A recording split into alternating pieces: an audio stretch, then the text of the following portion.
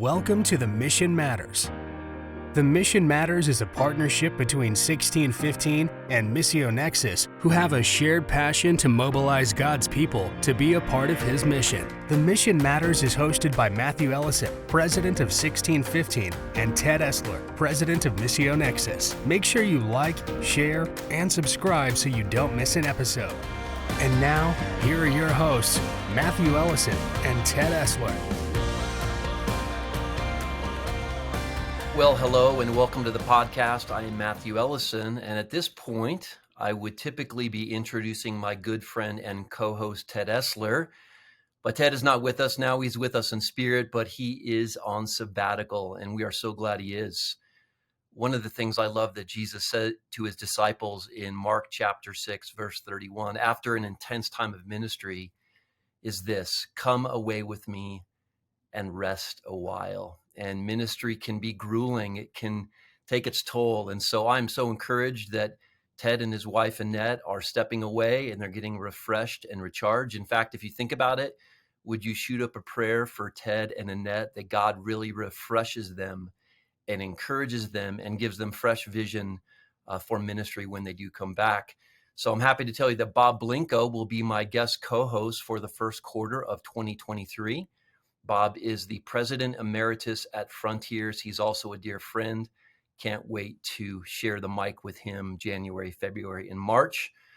What we're going to do right now is we're going to take a look backwards at 2022, and then we're going to take a look forwards at 2023. First, looking back, we're going to share with you our two most listened to and viewed podcasts. The first, Isn't It Colonial? Let me say that again. Isn't it colonial of us to send missionaries? This was done by Robert Woodbury. He was our guest. You may be familiar with the Woodbury study, where he addresses the impact of proselytizing missionaries on the world. And we often hear that missionaries have a negative impact on culture and society. And he debunks those ideas, and he shows that that argument is really just a straw man. Robert is the director of the Project on Religion and Economic Change and a senior research professor at Baylor University. And I will tell you that this podcast was inspired by one of our listeners. They had asked the question, isn't it colonial of us? Why can't I not say that? Isn't it colonial of us to send missionaries? And so in this podcast, we address some questions like, do missionaries actually destroy culture? Do they do more harm than good?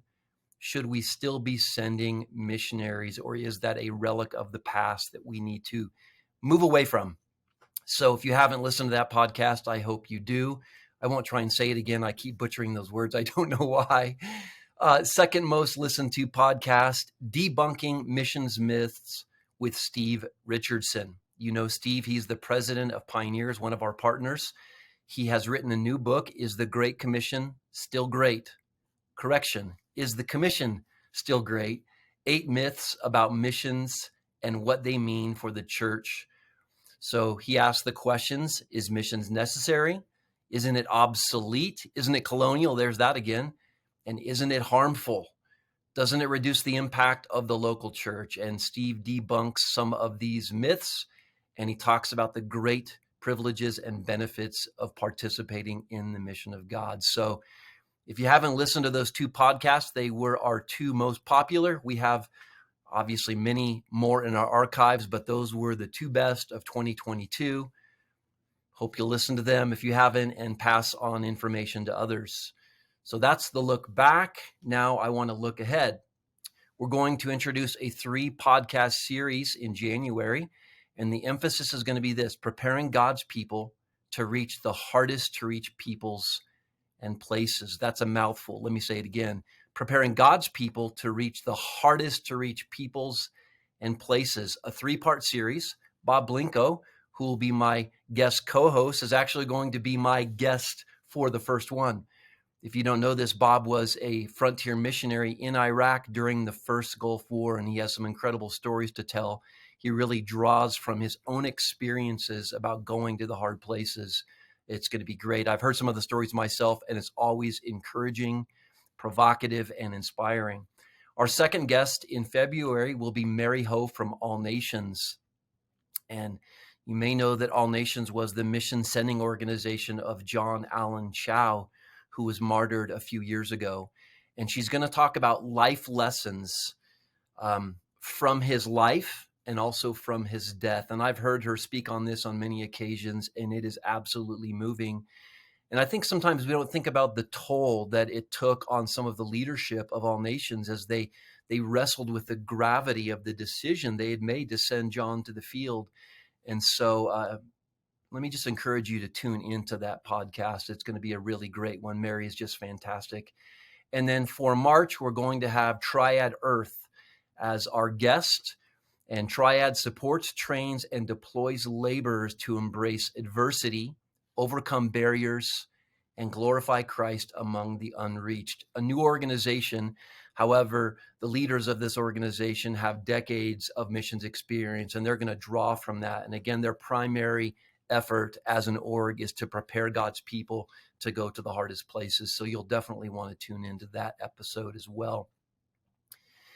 As we close out 2022 and we look to 2023, building on this theme of preparing people to go to hard places, I want to share a brief exhortation.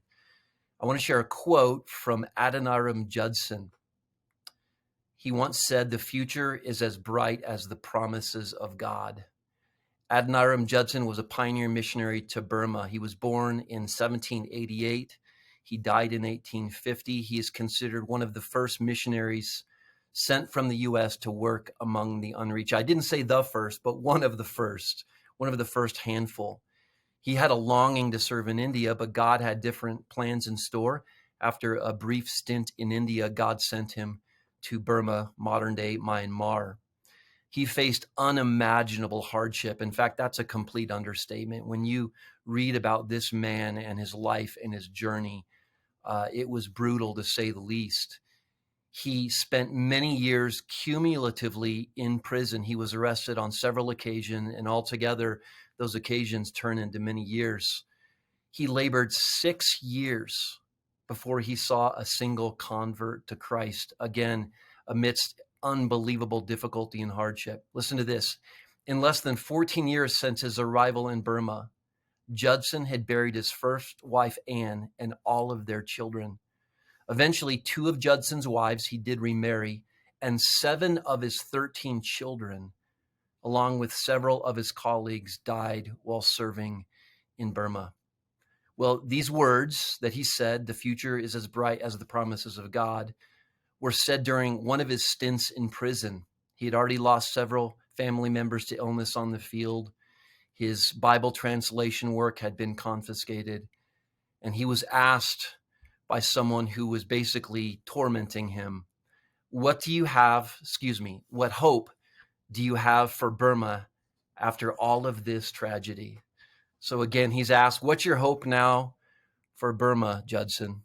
And this is what he said: "The future is as bright as the promises of God." Now, how could he possibly say that when things seemed so hopeless, when the world around him was just crashing in on him? Well, Judson, as well as a great majority of those first historic missionaries, had a deep belief in the sovereignty of God. I'd like to think that maybe he held on to Matthew 24:14 during this time in prison. Of course, you know the verse, "This gospel of the kingdom will be proclaimed throughout the whole earth as a witness to all the nations, and then the end will come." So maybe he derived hope from that verse, or maybe from Revelation 5 or 7, and when we see the great end to which all of history is moving. But one thing's for sure, no matter what was happening around him, he knew that God's plan would prevail. He knew that Jesus Christ himself upheld the hope of the Great Commission's fulfillment. So listen to this. At Judson's death, when he was 61, Burma had 63 Christian churches and 7,000 converts to faith in Jesus Christ. God's will had prevailed in Burma despite the opposition. Patrick Johnstone in Operation World estimates that Myanmar, Burma's new name, as already mentioned, has 3,700 congregations today, and estimate that there are 617,781 Christ followers. And they are all traceable back to this man who hoped against hope, who knew that God's plan would prevail. So as we stand at the precipice of 2023, let us hold fast to this idea that the future is as bright as the promises of God. Whether 2023 brings blessing or hardship, we know that God's plan will prevail and the gospel will advance. So we hope you'll join us for this series that we're launching in January, preparing God's people to go to the hardest to reach peoples and places. God bless you. Hope you have a great Christmas if you're listening before Christmas, and a Happy New Year. We'll see you in January 2023. Before you go, would you visit our hosts' websites? There you will find a wealth of interesting and challenging information about the state of the Great Commission. They are 1615.org and missionexus.org. If you enjoyed today's episode, please like, share, and subscribe so you don't miss one. Mission Matters is presented through a partnership between 1615 Missions Coaching and Missio Nexus.